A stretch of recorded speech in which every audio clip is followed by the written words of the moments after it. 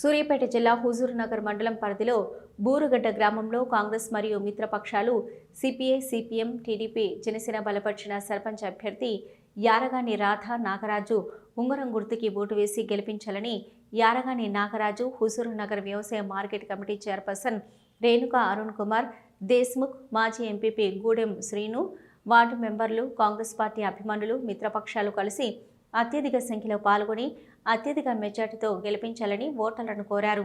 ఈ సందర్భంగా వారు మాట్లాడుతూ బూరుగడ్డ గ్రామాన్ని అభివృద్ధి పథంలో నడపాలంటే కాంగ్రెస్తోనే సాధ్యమైందని, మంత్రి ఉత్తమ్ కుమార్ రెడ్డి సారథ్యంలో మరింత అభివృద్ధి చేసుకోవాలంటే రాధా నాగరాజులను గెలిపించాలన్నారు.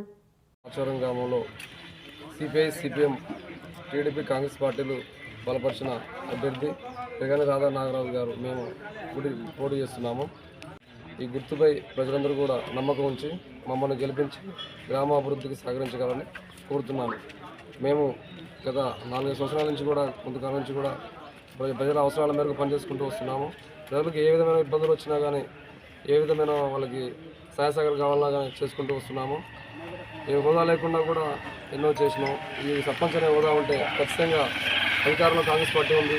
గౌరవ మంత్రివర్యులు ఉత్తమ్ కుమార్ సార్ ఉన్నారు, లోకల్లో నాయకులు ఉన్నారు. వాళ్ళందరి ఆదేశాల మేరకు వాళ్ళందరి సహాయ సహకారాలతో గ్రామాన్ని మరింత అభివృద్ధి దిశగా చేపిస్తానని చెప్పేసి మాట ఇస్తున్నాను. మన గ్రామంలో గతంలో చేసిన వారు ఎన్నో హామీలు ఇచ్చినారు. గంగాదేవులపల్లి అని చెప్పేసి అదని ఇదని అవన్నీ కూడా మేము చెప్పాం. 100% ఈ అనేది మేము ఇవ్వం. ఆచరణకు యోగ్యంగా హామీలు ఇవ్వను. 100% మన మైండ్లో ఉన్నది గ్రామానికి ఏం చేయాలనేది.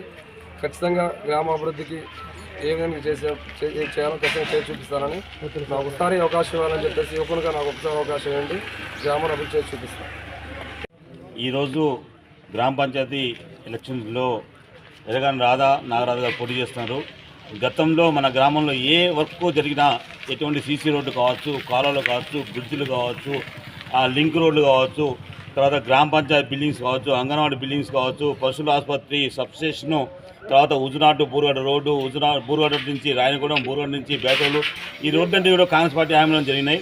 అలాగే కొంత మనము స్కూల్లో కూడా కొన్ని వర్క్స్ చేసుకోవడం జరిగింది.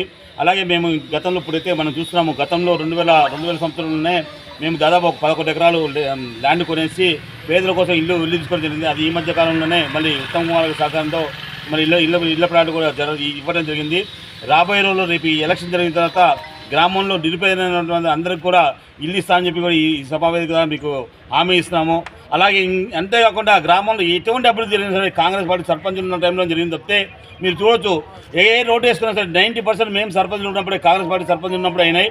ఆ గతంలో ఉన్న నీటి సంఘం కావచ్చు, మేము ఉన్నప్పుడు కావచ్చు, కోఆపరేటివ్ బిల్డింగ్లో ఉన్నటువంటి గోడౌన్ కావచ్చు, ఇవన్నీ కూడా మేము మా సర్పంచుల హయాంలో మేము కాంగ్రెస్ పార్టీ అభ్యర్థులు కాంగ్రెస్ పార్టీ నాయకులు ఉన్న టైంలో జరిగిన తప్పితే మిగతా ఈ 5 సంవత్సరాలు చాలా వెనకబడి ఉన్నాం మనం. మీరు అర్థం చేసుకోండి. ఇప్పుడు మనకి యంగ్ నుండి యారగాని నాగరాజు రాధా గారు వచ్చారు. గత 2-3 సంవత్సరాల నుంచి వారు గ్రామంలో సర్పంచ్ లేని టైంలో కూడా వారికి సొంత డబ్బులతో మరి గ్రామాలకు కావాల్సిన దోమల మందు కావచ్చు, బ్లీచింగ్ పౌడరు, లైట్లు, ఏమంటే అవి గ్రామానికి కావాల్సిన మౌలికమైన వసతులు మనం వాళ్ళు చేసుకుంటున్నారు. అలాంటి యువకులకు మన అవకాశం మనకు సాధించినట్టయితే మరి వారెమ్మని మేమందరం ఉండి మంచి మన గ్రామాన్ని ఇంకా డెవలప్ చేసుకోవడానికి అవకాశం ఉంటుంది. అలాగే మనం ఇంకోటి ఏంటంటే గోపాపురం నుంచి మరి బేతవల్ రోడ్ దాకా డబుల్ రోడ్డు చేయించే ప్రపోజల్ ఆల్రెడీ మంజూరై ఉన్నది. మరి అది త్వరలో కూడా అది కూడా స్టార్ట్ కాబోతున్నది. మరి ఇవన్నీ ఉన్నాయి. మన మంత్రి గారు ఉన్నారు ఇక్కడ, మనకి ఉత్తమ్ కుమార్ రెడ్డి గారు రాష్ట్రంలోనే అత్యధిక నిధులకు వచ్చిన మన మంత్రి మన రాష్ట్రంలో.